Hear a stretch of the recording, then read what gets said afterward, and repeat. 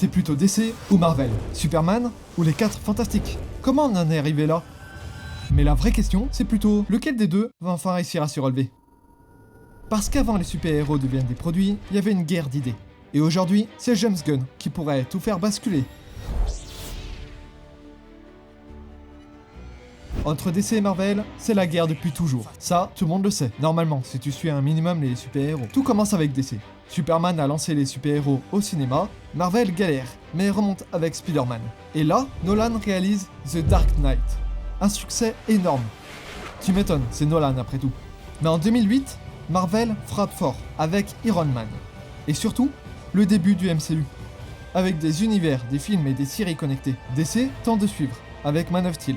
C'est là que deux visions s'opposent. DC, sombre, réaliste et symbolique. Et Marvel, fun, coloré, idéaliste. Mais après 10 ans de films, le public sature. Trop de super-héros, pas assez d'âme.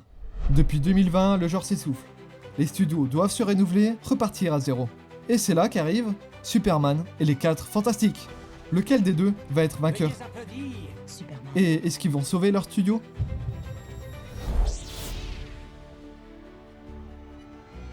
Le 11 juillet 2025, DC sort une nouvelle adaptation de Superman, réalisée par James Gunn, faut suivre. Mais attends, il était pas chez Marvel lui avant? Les Gardiens de la Galaxie, oui c'est bien lui. Gunn a un style bien à lui.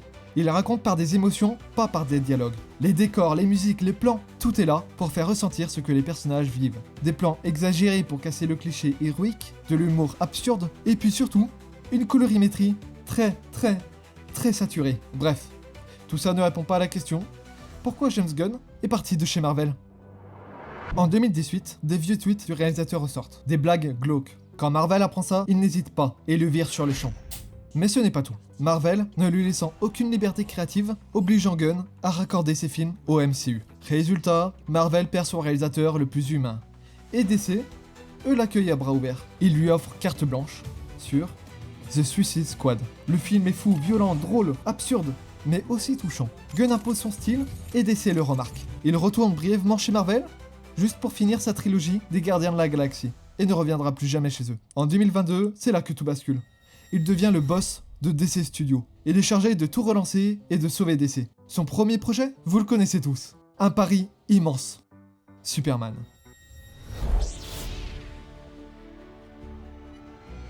Mais pas n'importe quel Superman, un retour aux origines, au BD. Inspiré par de nombreuses œuvres de l'âge d'argent, cette période des comics entre les années 1956 et 1970, évoquant l'optimisme et les valeurs humaines.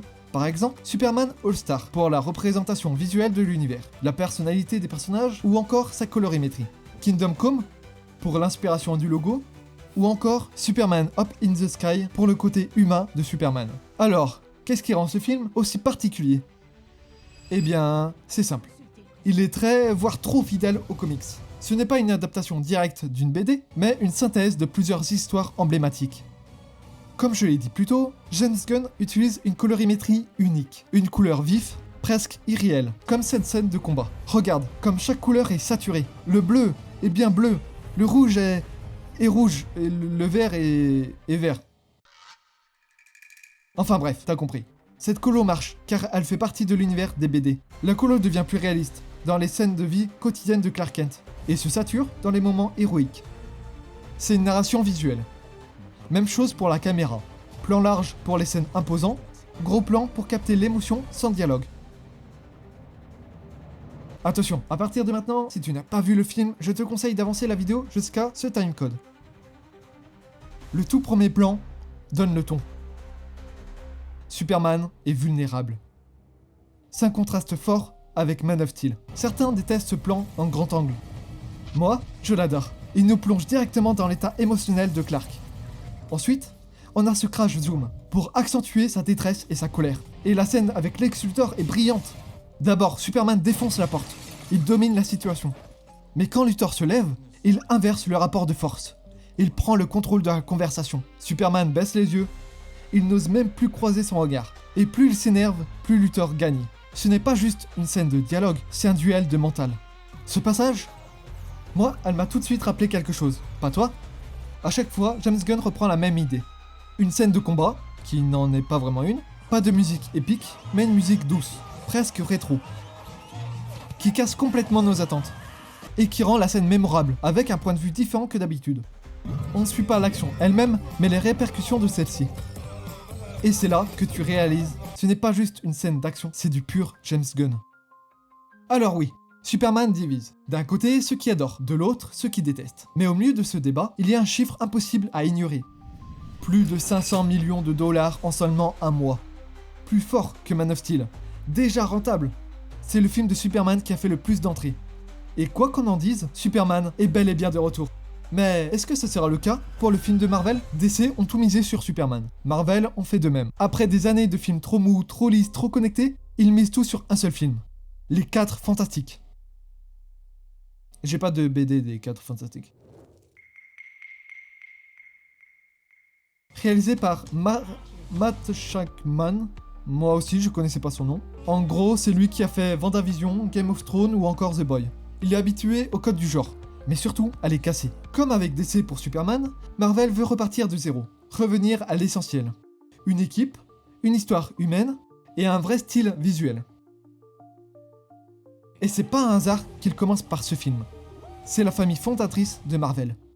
À l'image de Superman, les 4 Fantastiques restent le dernier espoir du MCU.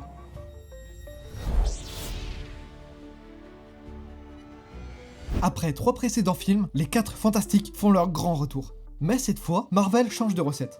Fini le style classique des autres films du studio. On plonge dans un univers rétro-futuriste, directement inspiré des années 60. Pour coller aux origines des comics de l'âge d'argent. La colorimétrie est bien travaillée, des tons chauds pour représenter la nostalgie et des couleurs froides pour symboliser l'espoir d'un futur meilleur.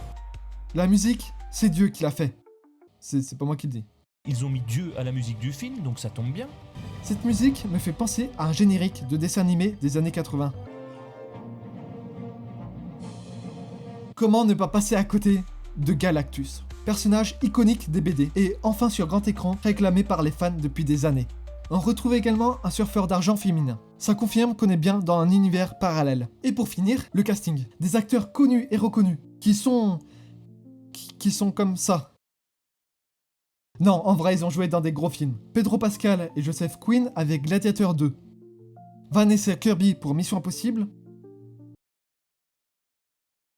Ou encore Ralph Ineson pour Harry Potter.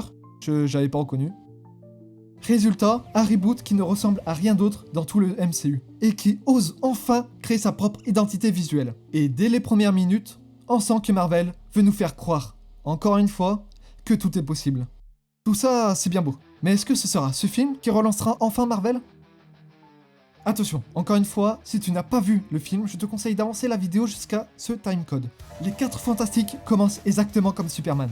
On rentre dans un monde, un univers bien développé. Il n'explique pas les origines des héros. Retournons dans le passé. Non, tu vas pas... Il y a 4 ans, Ah bah l'homme si, et la femme dommage. conquirent ce que nous appelons l'ultime frontière. Dans le film Superman, l'intro est pliée en moins de 2 minutes. Ici, il faut presque 20 minutes pour qu'il se passe enfin quelque chose. Pourquoi?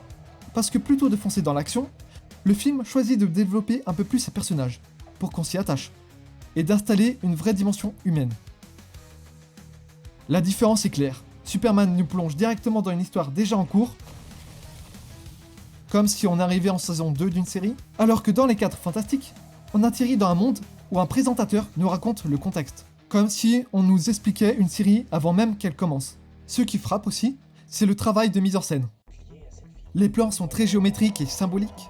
La caméra alterne entre des plans fixes, dignes d'un vieux film, et des mouvements de caméra fluides et modernes. Le film alterne constamment entre une ambiance passée et future, pour amplifier ce côté rétro-futuriste. Les couleurs chaudes dominent dans les scènes calmes, et les couleurs froides apparaissent dans les moments de tension ou quand le futur semble incertain. Et à la toute fin, il y a une fusion visuelle entre les deux palettes, pour montrer que passé et futur peuvent coexister. Les 4 Fantastiques, c'est un pari risqué de Marvel, mais au moins, c'est un pari assumé. Visuellement, il se démarque de tout ce qu'on a vu dans la MCU, et impose enfin une vraie identité artistique.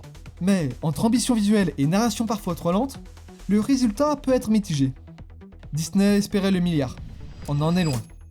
Même si le film s'en sort correctement au box-office. Reste que comparé aux 3 versions précédentes, c'est clairement le meilleur 4 fantastiques jamais sorti. Mais la question reste entière. Est-ce que le film marque vraiment un nouveau départ pour le MCU ? Depuis 2008 et la naissance du MCU, c'est la première fois qu'un film DC prend réellement le dessus. Avec Superman qui s'impose comme le meilleur film de super-héros de l'année, de son côté, Marvel mise tout sur les 4 fantastiques, qui cassent ses propres règles pour essayer de se réinventer. Je donnerais pas. Ah tiens, ça va, moi je suis un super-héros. On croyait que l'ère des super-héros était révolue. Mais le succès de ces 2 films prouve l'inverse. Ce que veulent les fans, ce n'est pas plus de films, mais de meilleurs films. La qualité avant la quantité. Mais un seul restera vraiment dans la mémoire des fans. Parce qu'au fond, ce n'est pas seulement DC contre Marvel, c'est une guerre pour savoir si les super-héros peuvent encore nous faire rêver. Alors, lequel tu as préféré ? Et surtout, pourquoi ? Dis-le moi en commentaire. Pense à liker, à t'abonner, et on se retrouve très vite. Allez, à plus !